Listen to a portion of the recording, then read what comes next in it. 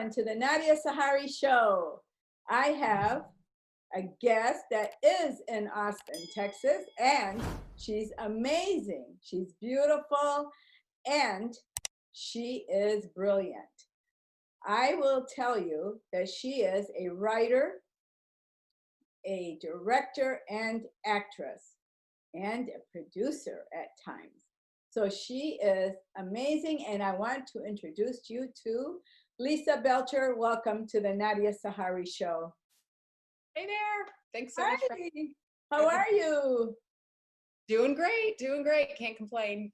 I know. It's wonderful. The weather is cooler, like what, 76? It's, well, I like the sunshine. I like the heat myself, but that's okay. I'm with you. I'm with you. This is about as cool as I like it, and then I have to get out.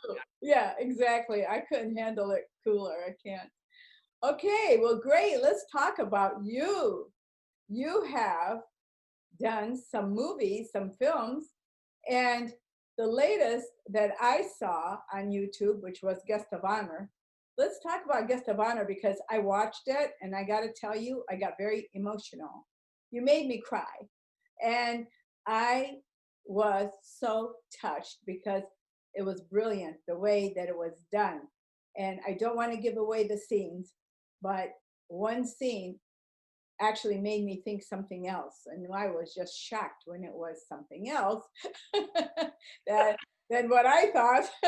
But yes, so tell us about Guest of Honor, how that came to be something that you wanted to do. How did you create this?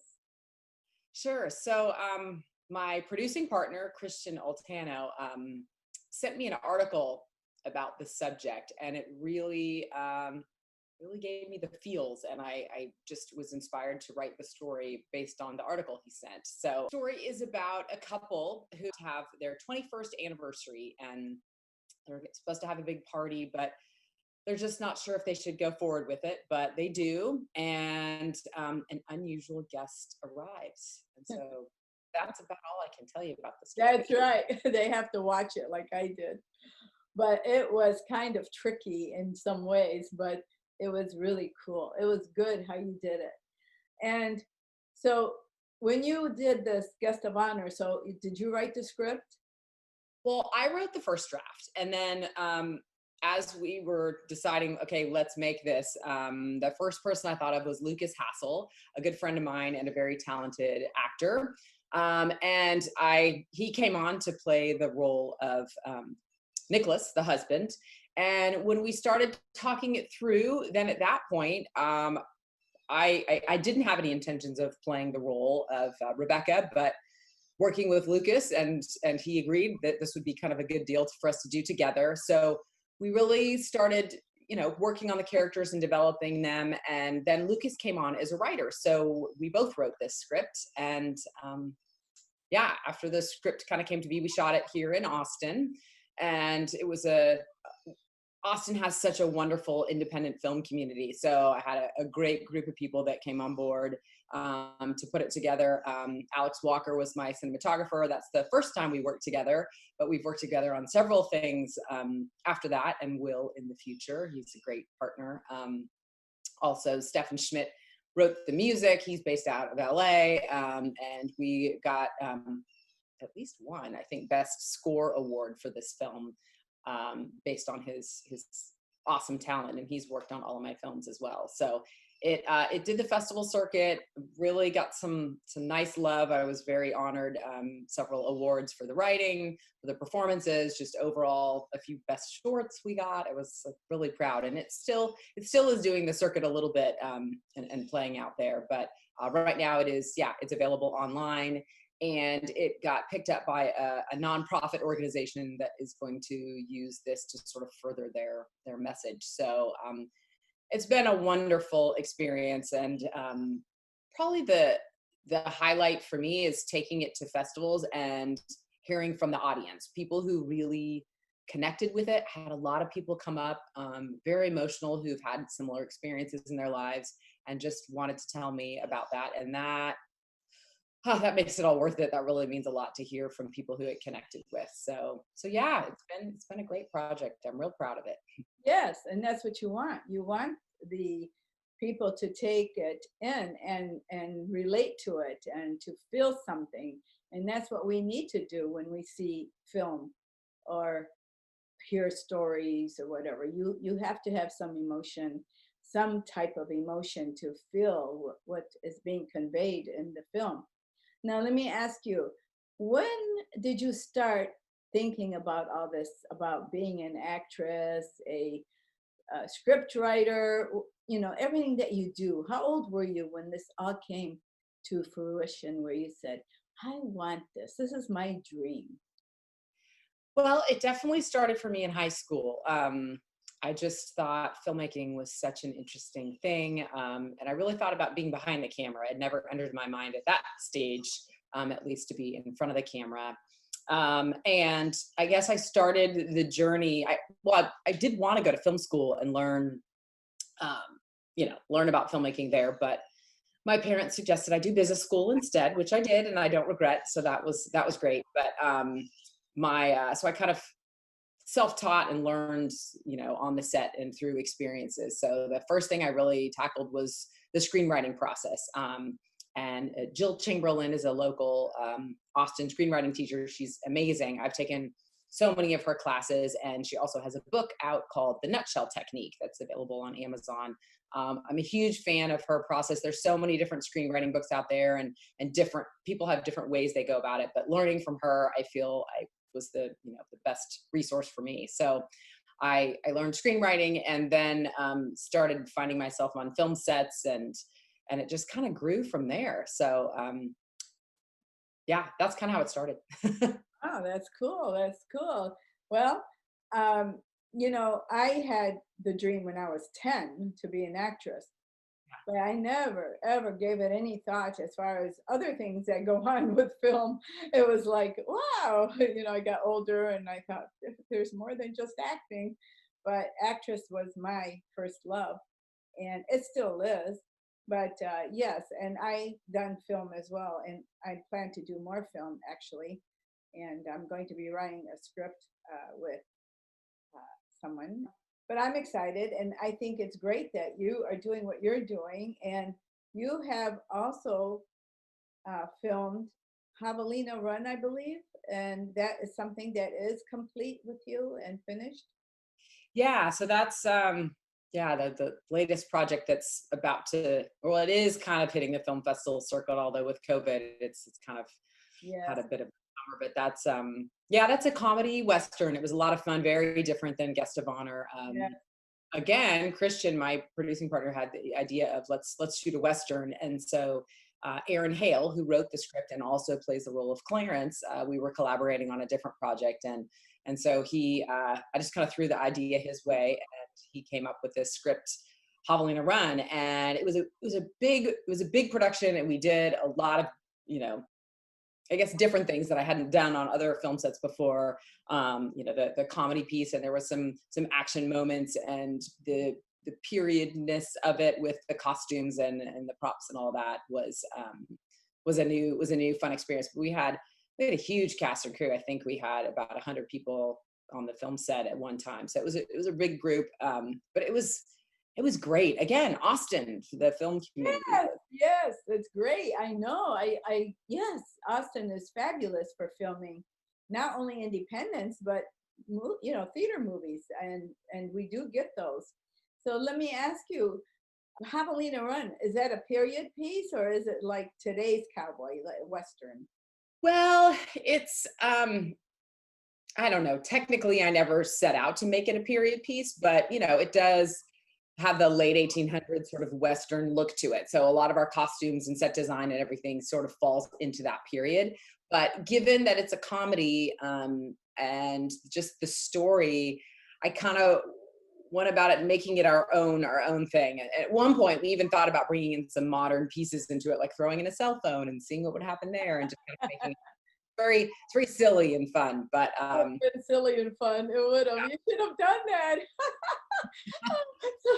some some cowboy, yeah, with his cell phone back in the 1800s.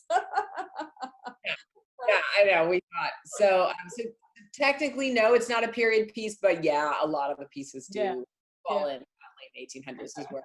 Yeah. That's cool. So you know, Austin, now all your crew was from Austin, your cinematographers, I mean, just everybody that your wardrobe, your everything was all Austin people. Your Well, director, your area, yeah. Because we got it out and we did have some people travel from far areas around Texas, but yeah, everybody was from Texas. Yeah. wow, that's great. That's cool. That's really cool. And wow, now you are working on a new project called Curiosity. Let's talk about that. How did this come about? Yeah, sure. So I met the writer of this TV series. Her name's Tasha Hardy. I met her at a film festival about a year ago, and I love film festivals for that purpose, for networking and meeting people. It's great. So Tasha and I really hit it off. We went and grabbed a coffee. She sent me the pilot for Curiosity, and I loved it. And then it was just kind of not the right timing, but we circled back a few months ago. And we have some great talent attached, which I'm excited about, and also a showrunner. So the plan is to shoot a short version of Curiosity, and possibly cut a sizzle as well, and then pitch it to the networks in that way. So Curiosity, as far as the story, it's centered around Bob Cook. He's our protagonist. He is a small town janitor, and he has a not so secret habit of sort of spying on people and getting into their business. And he means well. He's very lovable. The way we kind of describe the character, he's a little lower on the IQ scale, but higher on the EQ scale. So anyway, we follow his journey, and he witnesses the girl of his dreams getting kidnapped, and so he wants to go save her. So he enlists his buddy Dustin, who is a cop wannabe, and the two of them figure out how are they going to rescue her. So that's kind of what happens in the pilot. But there's loads of different fun characters that come in. I think it really has an awesome chance to have a great run at a TV series. So right now we're raising money to shoot the short. So if anyone is interested, it's called Curiosity, and you can find information on my website, which is jumprockpictures.com. Cool. Okay, now you have 3 films. Curiosity, of course, is still in the works. The other 2 are already in the can and operating. And so now, is your showrunner from here or from California? He's based in LA. Oh. He's an actor. He's done some great stuff, but Tasha sent it off to him, and he really loved it. And so yeah, he's excited to be attached, and just is waiting for us to put together the short or the sizzle so we can use that to pitch it. Cool. That's cool. Yay. Showrunners are important. Yeah, definitely. Yeah. So, okay, well, let me ask you, is there anything that the audience would like to know?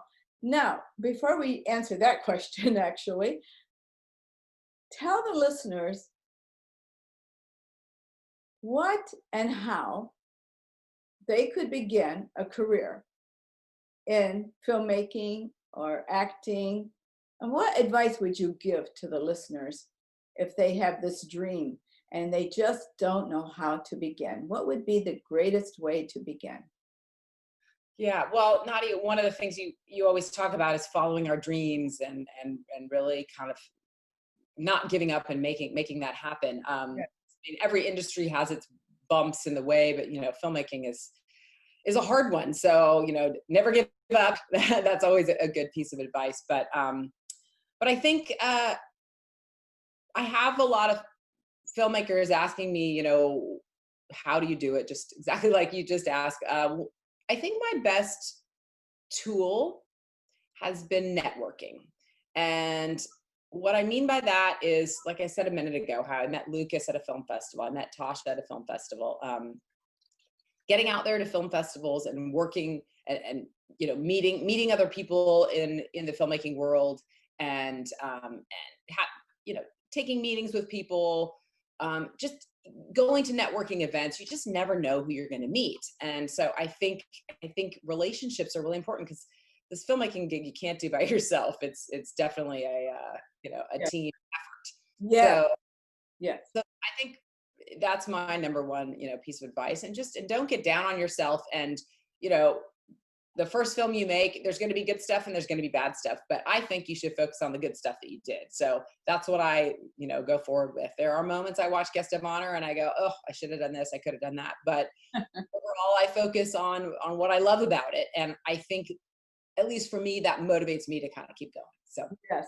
Have you heard of Terrence, by the way? He's a playwright from BC. Have you ever heard of him? I feel like you mentioned it at some point, but Yes, I did. what does Well, he have to?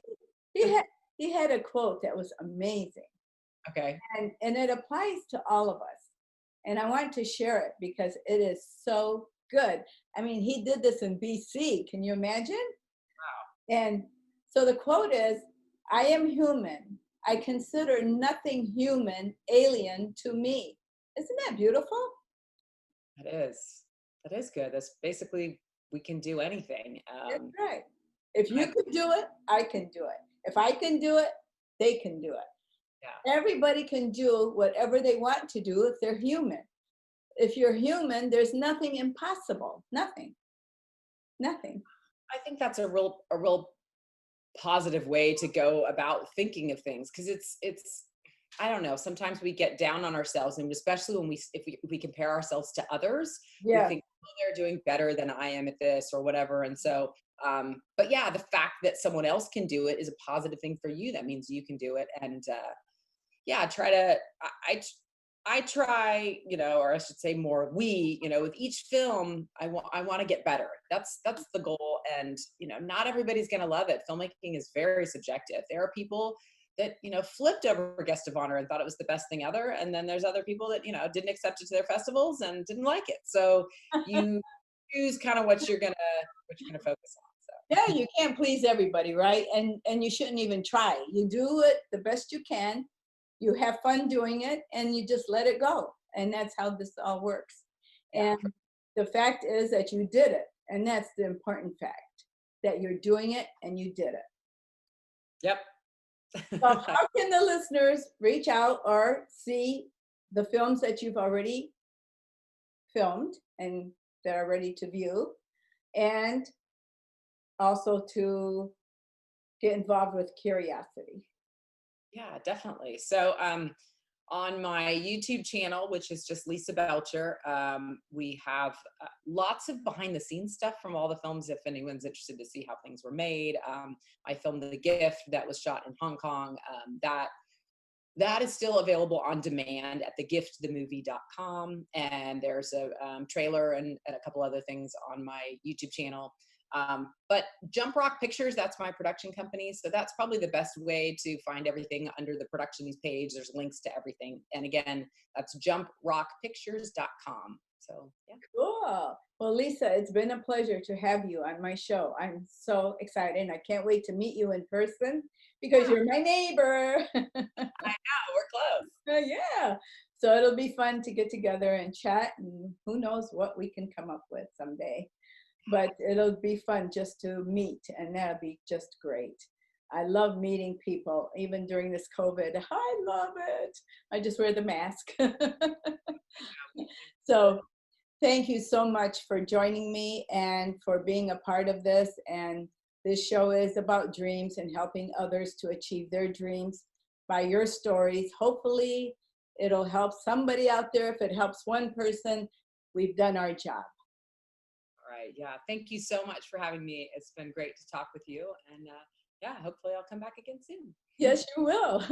Thank you so much. God bless you.